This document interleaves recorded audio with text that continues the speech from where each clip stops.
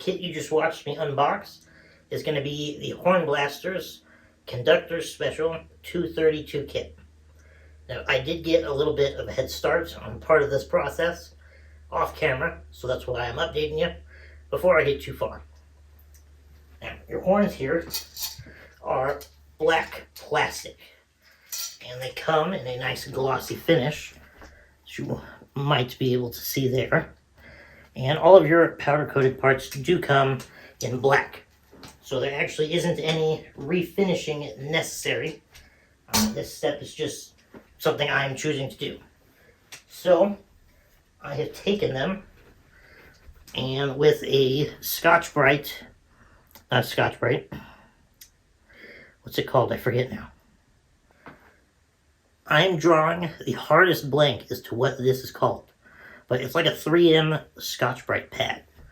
So it's not sandpaper, but you don't clean your dishes with it either. It's like right in the middle. And we went over and I scuffed up the entire thing, because you do not want to sand these.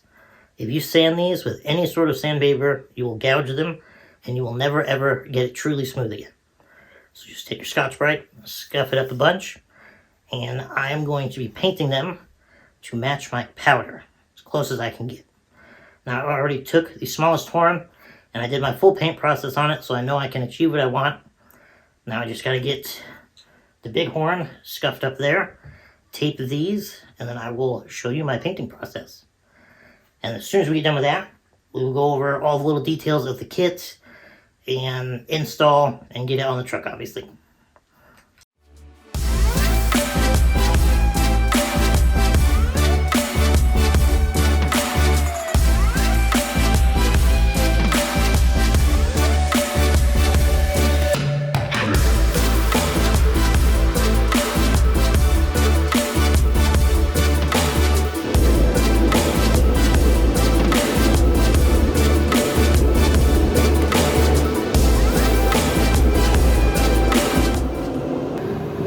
Hopefully the heater's not too loud, but we got the first coat of primer laid. It is super smooth, looking good. Now we are going to go at it with our metal cast base coat, which is going to make it a super shiny, flaky silver. And the directions on this call for 2 light coats and then a heavier third coat for coverage. And on the first horn I did, that worked out perfect, so that's what I'm going to do again.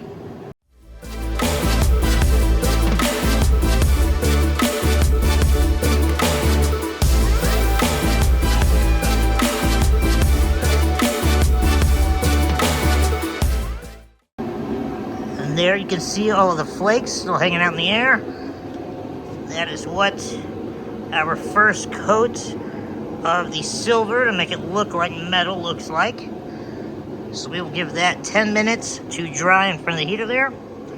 And then we will do 2 more coats, also with 10 minutes in between. And then I will pick back up once we get to the red. 3 coats of silver are good and done. Now we're going to start on our 3 coats of the transparent red top coat before we finish it off with 2 coats of the 2K clear.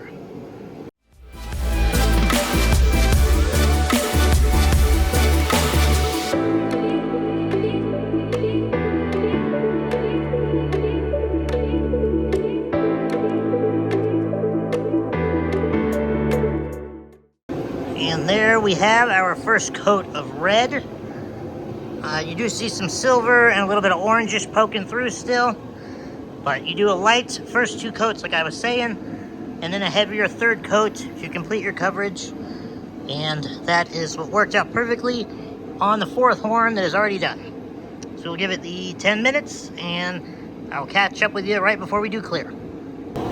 We are back with our 3rd coat of the red fully done. Now we're going to go at it with our proper 2K automotive clear in the can. It has this little push button on the bottom so you can activate it, and then you shake it up real good. And then you're going to have the closest thing you can possibly get to a proper clear coat in a rattle cap. If you use just a regular old clear enamel spray paint, it will flake off, it will get tired and ugly really quick.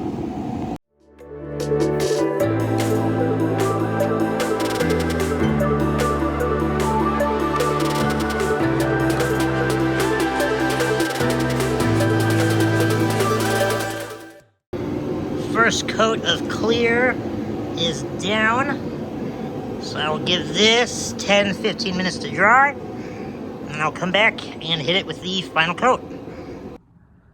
Alrighty, given the weather I have to work with, I'm actually going to paint one more part of the kit, then we will go through it, just because the weather is going to turn on me here pretty quick. And I am painting, but ignore the big heavy jacket. I'm already getting pretty toasty. I'm going to have to go change it. The other part we're going to be painting is the bottom of the spare tire bracket here. Currently it's upside down. That's where your spare tire carrier would go through, and then your bed would be up here that it sandwiches against. But this top section right here is where the horns are going to mount. And as you saw, I was doing those red. So rather than just leave this black, I'm going to paint the underside white. So it has a nice contrast to match the other items on the truck, and it makes the horns pop out even more. But by just painting the bottom section here, because pretty much everything else is going to be hidden under the truck, I will save myself a ton of time and achieve a fantastic result for just the right amount of work. Bottom part is sanded, and we got it all taped up. There it is in primer. And here it is with white and the clear coat.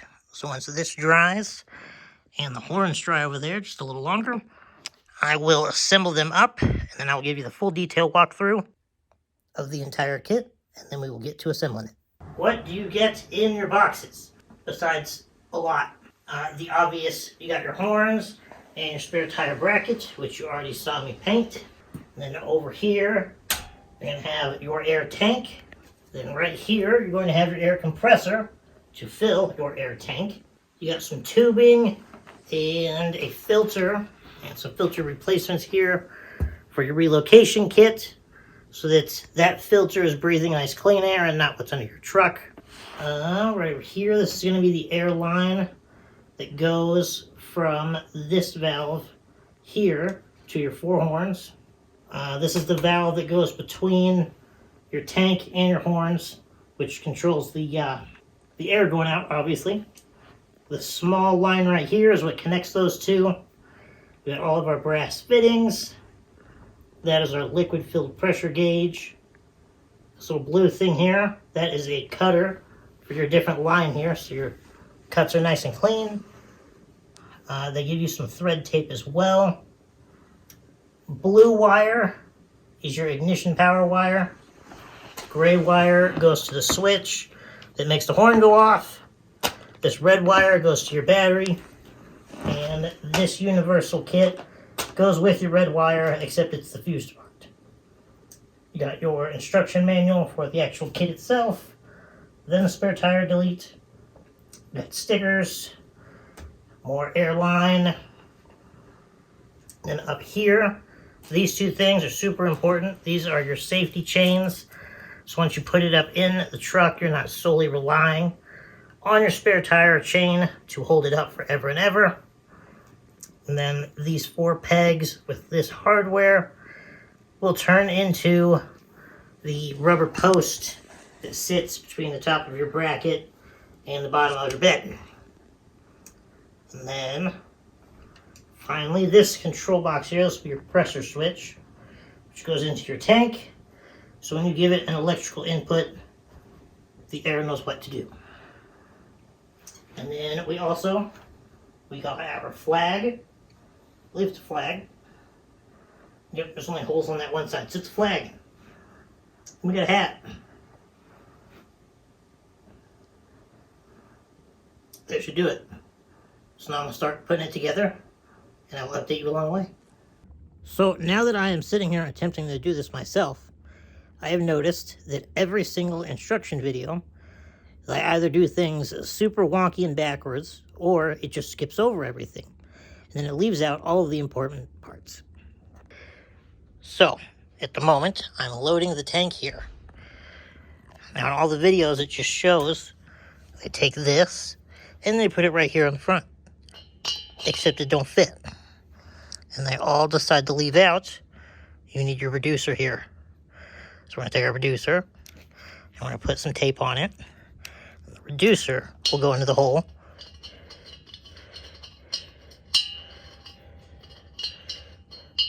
Eventually.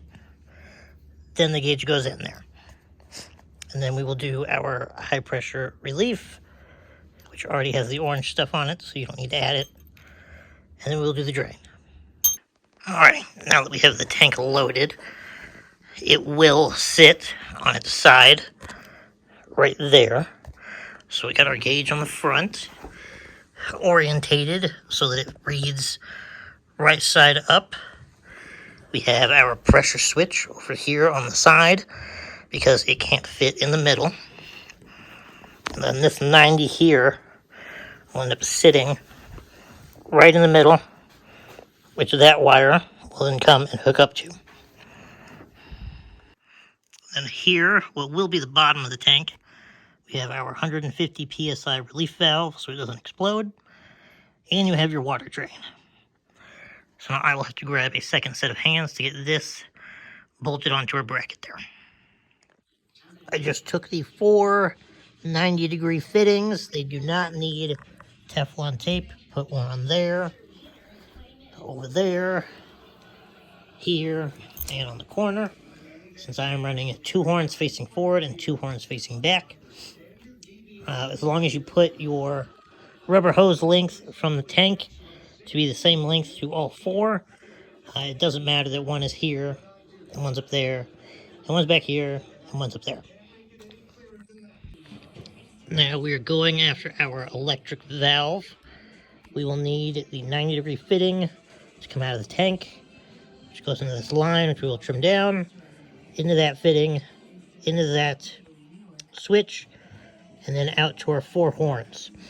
And you just got to make sure that that arrow points towards the one that goes to the 4 horns. Otherwise, it will operate in the opposite direction.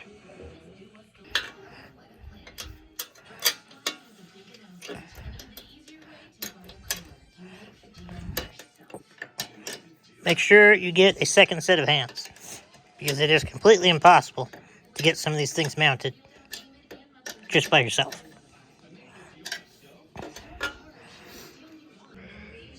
So, according to the instructions, you just take this and you shove it right in there, and they're push lock fittings.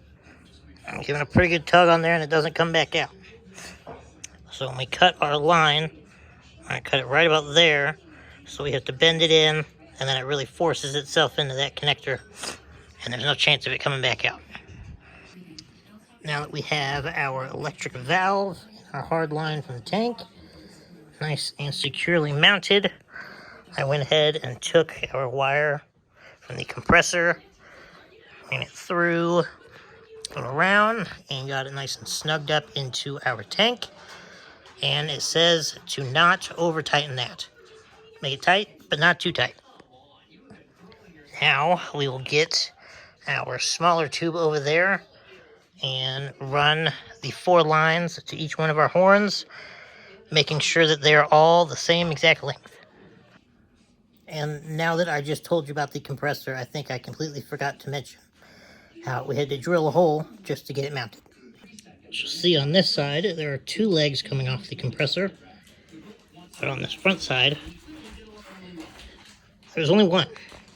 But you can see the cutouts there outlined with the white paint. It is supposed to be, at least the bracket is, set up for 2 legs on this side as well.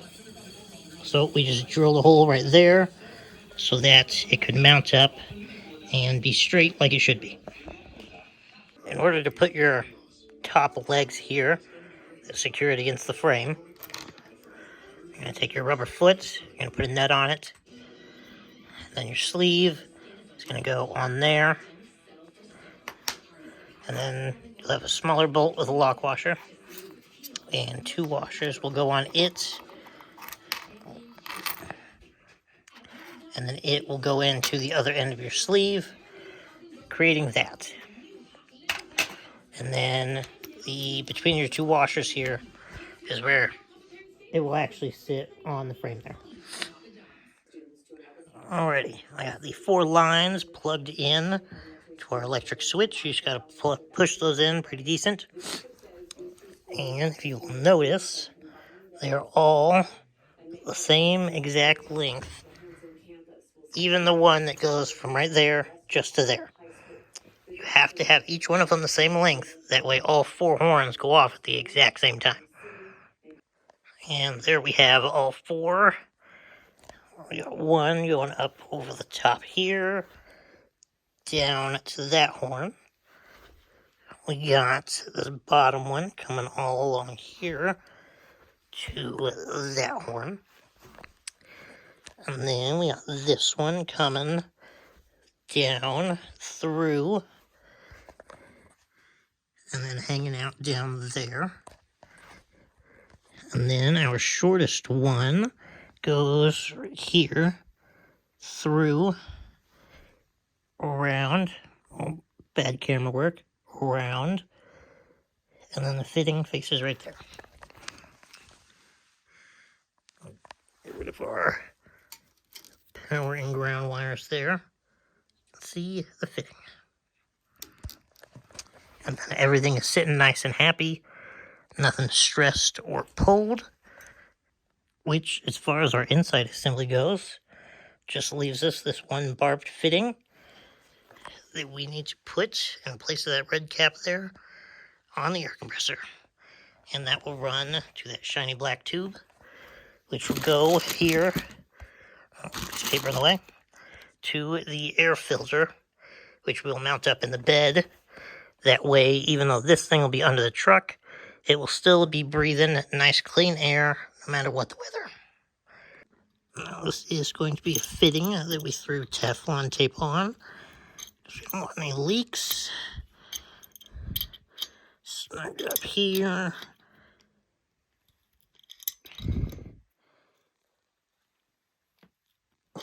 Just like so.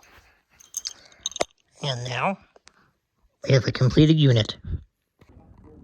So I said completed unit, but not quite actually. We have a little bit of wiring because it's going to be super easy out of the truck, and then we will put it under.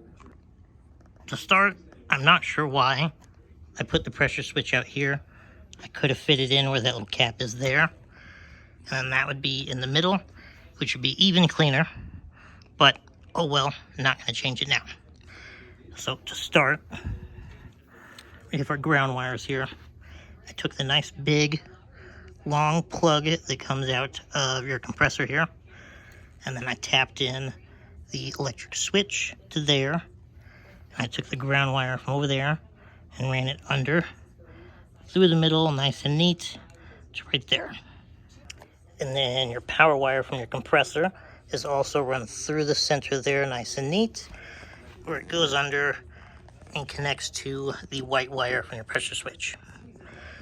And then the blue wire, that's our ignition. So I'm going to hook that up to its blue wire, run that through the middle nice and neat so it comes out over here. And then I'm going to take the gray wire there, attach it here, so that it also comes out nice and neat there. And then our big red power wire, the rest of it's over there. And then that's our fuse kit. I'm going to hook that up, run that through the middle as well, nice and neat.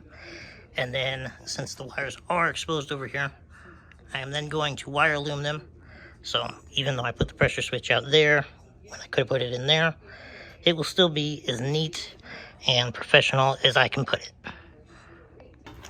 The HornBlasters kit does come with safety chains, but since we can run a ratchet strap over the top here, we are also going to run it through the top of the bracket there, just to be extra double, triple sure that our nice pretty horns here will never come tumbling down.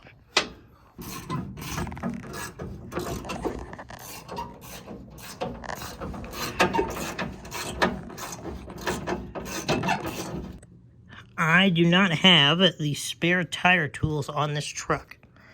So we got this center nut here that matches our hex there. And then we got this nut to keep it from backing off so it fits right in there. And then we use just a socket and a ratchet there to raise and lower it. Alrighty, we're going to go over our wiring now. We took our blue ignition wire power, and it is run down here along to right about there, where it drops down and goes over along down the frame rail there to the back to its switch. And we tapped it into this add a fuse right here. That is giving our air dog power as well, so that it only gets power when we click the key for it. But that is nice and tucked in there. We have our ignition power. Then our gray signal wire and our red power wire are coming up through there, over there, behind the battery. And we got power on this passenger side. Do ignore that. That'll be an upcoming video. We'll replace it. And then the gray signal wire, if you can see it, is down there. And I'm pretty sure we got it tapped into the right horn wire. There's a black one and then a green one. So I assume black is ground and green is power. So that one is on power. And then other than the ground wire, I'll go back there and show you on the ground. You can see over there, got our ground wire going up to a clean spot on the frame. And then our red and our gray and blue wire follow the breather tube over to the axle, where they join the wires on top of the axle. And then they follow their way with the Rocklight wires, which all of that is going to get some loom as well, over to the passenger frame. Which means we should be completely done. So I'm going to go turn the key on and hope for the best. As you can hear there, key forward and our compressor sounds like it's filling up our tank. So as soon as that shuts off, we will hit the horn and see what happens. Install is complete. Now we are going to give you all the different perspectives. We'll start right out behind, we'll do driving by, and then incrementally we'll get farther and farther away, and then we'll cut to the B-roll of how cool it looks under there. And that'll be it for this one. Thanks for stopping by. Drop a like and a comment, and do subscribe because we got plenty more videos coming. Thanks again to HornBlasters, and all of that info will be in the description so you can get yourself one.